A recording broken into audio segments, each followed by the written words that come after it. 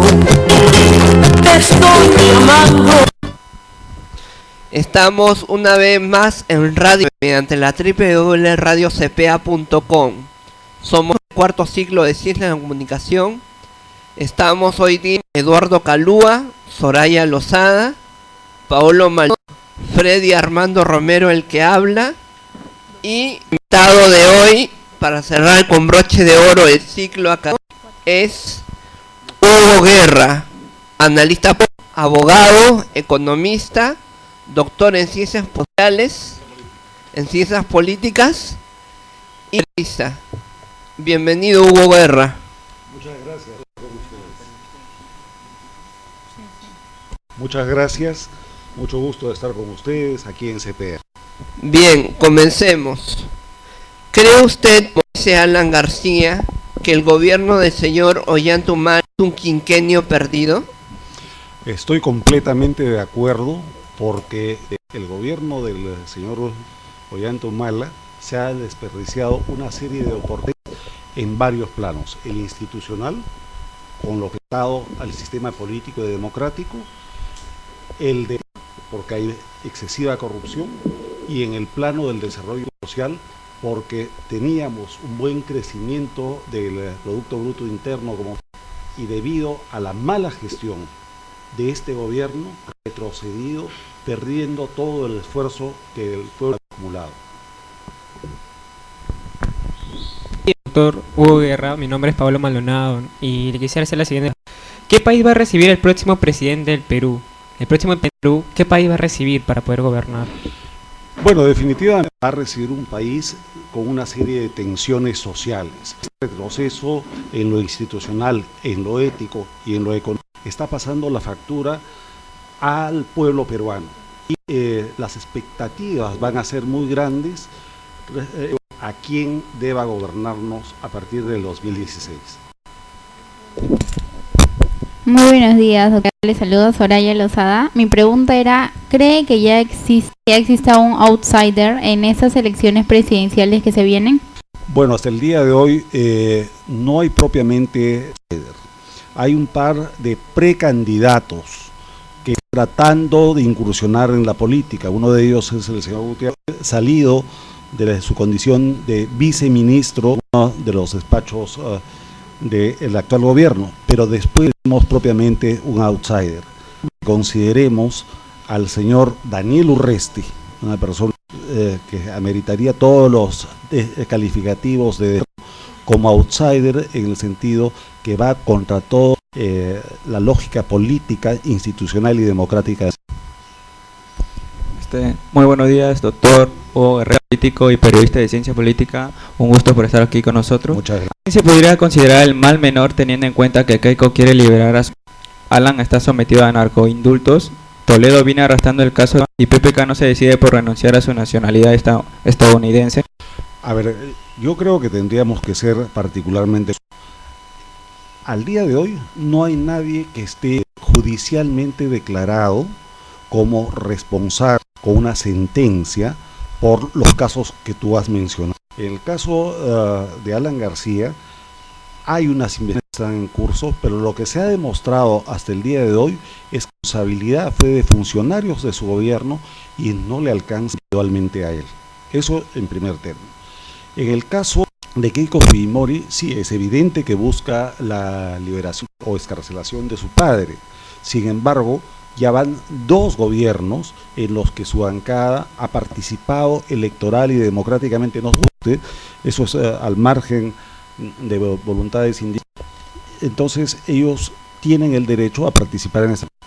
En el caso de Kuczynski, también esta imputación del pasaporte efectivamente quedó en pendiente en la campaña, pero desde el punto de vista constitucional y democrático no está descalificado. De modo que muy cuidadoso para emitir así criterios tajantes respecto a alguna candidatura en este momento. Pero evidentemente lo que tenemos que hacer nosotros es emitir un voto razonado, un voto con muchísimo cuidado, porque voy a recordar, para cerrar la idea, una que circula mucho en las redes sociales. Cuando uno se queja por el mal gobierno, uno no es víctima, uno es cómplice. Es uno, como ciudadano, el que yéndolos. Entonces, nuestra responsabilidad, más que poner etiquetas y definitivas contra alguien, es llamar la atención sobre la necesidad de votar responsablemente. ¿Cuál va a ser el factor para ganar votos y nombrar un ganador en estos líderes electorales que se vienen? Hace muchos años conversé con el ya fallecido el presidente Belaúnde, Fernando Belaúnde Terry. Me decía algo que se me ha quedado grabado en la memoria. En Perú, lamentablemente, todavía no se emite un nacional, se emite un voto de ánimo y de corriente psicológica de la ciudadanía. Por desgracia, ojalá que esto se revierta, pero yo me temo que ya no hemos visto las campañas electorales de cada quien y desde el punto de vista de la promoción de las campañas, mucho. Recordemos que en el Perú la presidencia se decide hasta final, es decir, a partir más o menos del próximo año. Entonces sería temerario decir cuál va a ser lo definitivo porque todavía no lo conocemos. ¿Cree que va a segunda vuelta? Eso sí es altamente posible. Y, sin embargo, las encuestas que en este momento, en primer lugar a Keiko Fujimori, en segundo a Kuczynski y en tercero a... Creo que son encuestas preliminares, pero definitivamente todo indica que quien quiera que gane la presidencia no es fácil y sí es muy posible una segunda vuelta electoral. Hablando un poco sobre las alianzas electorales, ¿qué tan importante va a ser estas alianzas, ¿no? ¿Nos podrían dar un poco de información? Por supuesto, hasta este momento hay corrientes que están vinculándose de varias maneras. Primero tenemos al partido aprista que no ha declarado ninguna alianza formal con el respaldo, por ejemplo, de otros candidatos regionales. Tenemos a los fujimoristas que tampoco han anunciado alianza, pero es de llamar la atención que Keiko Fujimori durante los últimos 2 años ha estado viajando al interior del país y ha estado desarrollando su propia campaña. Seguramente nos va a sorprender con una serie de acuerdos, más que alianzas, con candidatos en regiones. En el caso de Kuczynski también, vemos que no tiene propiamente un partido, sino que es casi un frente de agrupaciones que poco a poco se están consolidando. Y finalmente, que está muy de capa caída por los temas de Coteva y los problemas del presidente Toledo, tampoco ha anunciado alianzas.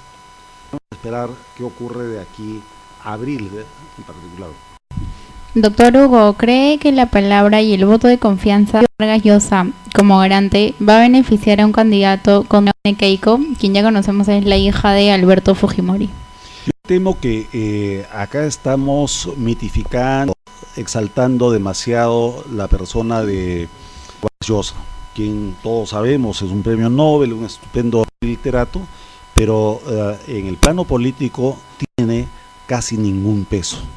Es más, hay una corriente muy importante de la ciudadanía que lo rechaza. Por lo tanto, no creo que tenga la capacidad, en comillas, volverse otra vez en garante de alguien. Tengo la impresión de que de ninguna manera va a poder hacerlo. Sí, doctor. ¿Dónde cree que va a existir un mayor caudal de votos para perfilarse como ganador? Bueno, el mayor caudal de votos está esencialmente en 2 segmentos. El de los jóvenes y el de las... Porque cuando uno revisa la pirámide, que no es propiamente una pirámide, sino parece un barrilito con las estadísticas, la mayor cantidad de electores como ustedes y son mujeres como Soraya. En responsabilidad y la cantera de los mayores votos va a estar entre ustedes. Y muchos que votan por primera vez, ojo. Pasando al tercer bloque, ¿cree que Lima y sus conos siguen siendo claves para dar votos a un candidato? No me gusta ya hablar de conos, es una nomenclatura anterior.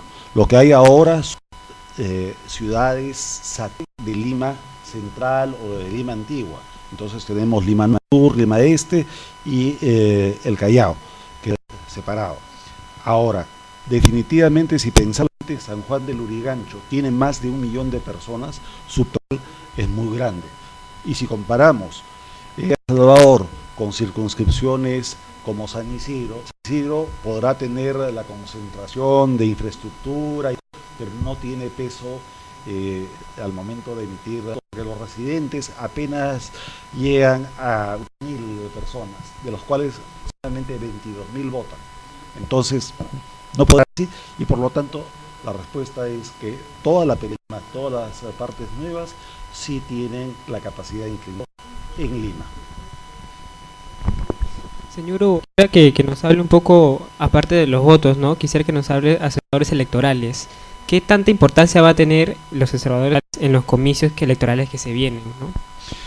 Bueno, la importancia de los observadores electorales es definitiva por múltiples. En primer lugar, porque la ley electoral no es óptima. En segundo lugar, porque falta transparencia a los partidos políticos, parte de lo que corresponde a su financiamiento. Sabemos que puede haber mucha vinculación con el narcotráfico, el lavado de activos. En tercer lugar, porque los suelen ser enviados desde la Organización de Estados Americanos, y eso va a contribuir a transparentar y a cautelar que los ciudadanos no vaya a ser distorsionada.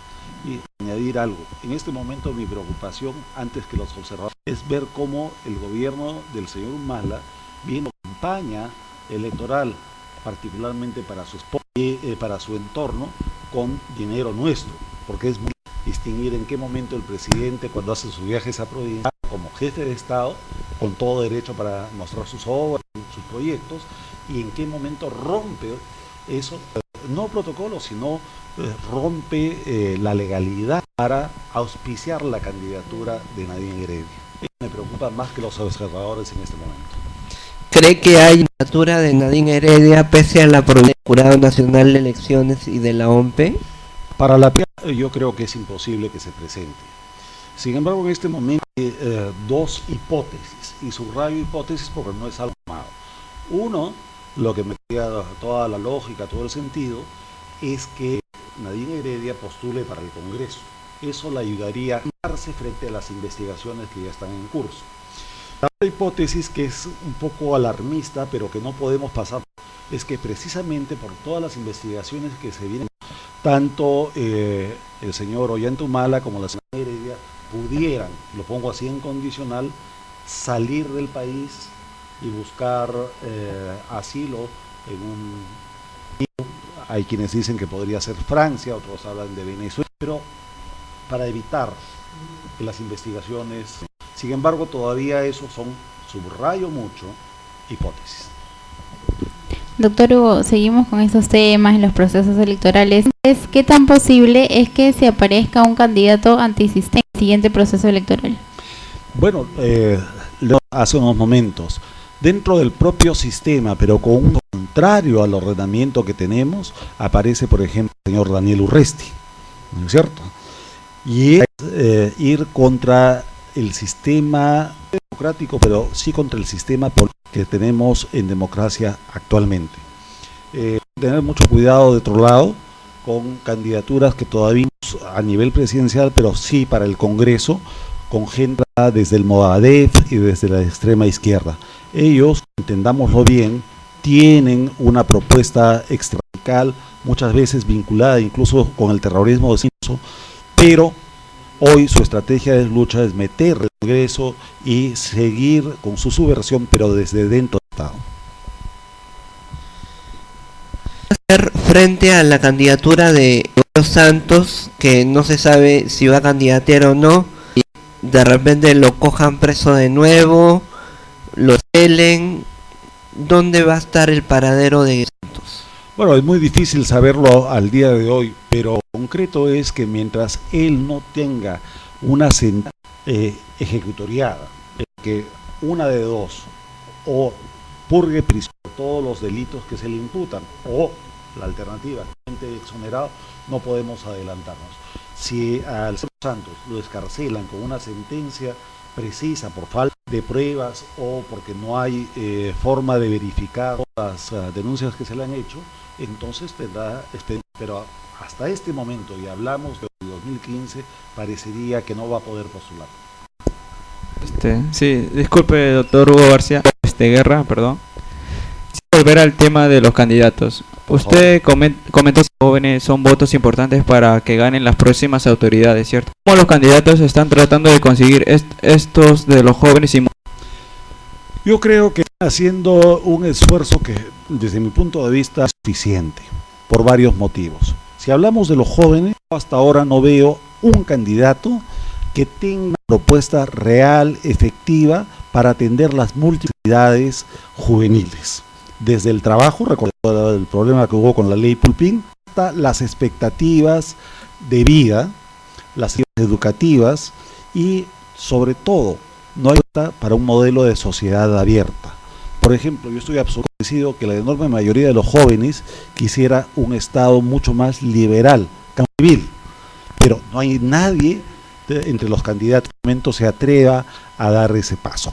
Y luego, desde la política, tampoco veo que se esté llegando a los jóvenes con, por ejemplo, el uso de las redes sociales, que a ustedes en particular es parte de su vida cotidiana, siendo debidamente utilizado. Hay espacios desde el Twitter, el Facebook, el Instagram, que deberían ser entendidos por los políticos, mejor utilizados, no solamente como propaganda, sino para establecer un articulado con los jóvenes. ¿Cree usted, como Ollantumala dice, que los políticos electorales van por las medidas populistas en plena carrera electoral? El hecho de promover la unión civil, el apoyo y otras medidas que hagan dar votos para que gane al final de la carrera electoral. A ver, hay que tener cuidado con la pregunta en sí misma, porque con la unión civil, el aborto y temas como el de jóvenes no son propuestas populistas, son porque se dé un debate serio, alturado, que proyecte a la sociedad peruana como una abierta, libre, sin prejuicios, sin de ningún tipo. Ahora, cuando el señor Ollantumala habla de populismo, él habría que recordarle que no hay nadie más populista y no hay nadie que haya hecho tanta oferta y después no la haya cumplido. No voy a extenderme mucho, recordemos, en plena campaña electoral habló contra Conga, ¿no es cierto? Porque decía agua así, y después como presidente de la República no respaldó ni tampoco los proyectos para mejorar la calidad del agua en Cajamarca. Aparte, todos sus programas de industrial son muy debatibles. Hay algunos buenos, como por ejemplo, pero la mayoría Cali-Guarma no funciona. No funciona. Sin embargo, fue desmontar todo el proyecto anterior. Era solamente el gobierno aprista, ya había venido con el gobierno. Entonces, ¿para qué? Creo que Humala debería tener mucho más cuidado para hablar de populismo y, por ejemplo, como no seguir ofreciendo cosas como el gas a 12 soles. Pero en el hecho concreto hay candidatos como el señor PPK, se pronunciaba a favor de la ley Pulpín y luego se desdecía, se contradecía. Al final yo no he dicho eso, al final yo sí he dicho, me han entendido mal. Igual Keiko Fujimori, igual el señor Alejandro Toledo y muchos candidatos. Efectivamente, son candidatos que en el momento, campañas electorales, dan una serie de promesas articuladas con un programa de gobierno claramente, preciso y financiado. Y cuando ocupan el cargo de autoridades, si así lo decide la votación, no tienen que cumplir. Entonces, incurren en lo que se debe llamar incoherencia. Los peruanos, nosotros, los electores, en particular yo traigo sobre ustedes, los jóvenes, ya no somos el pueblo adormecido que simplemente escucha y vota como cada vez nuestra sociedad tiene mejores niveles de conocimiento, de educación y no está dispuesto a perdonar electorales huecas, vacías, que tú has mencionado.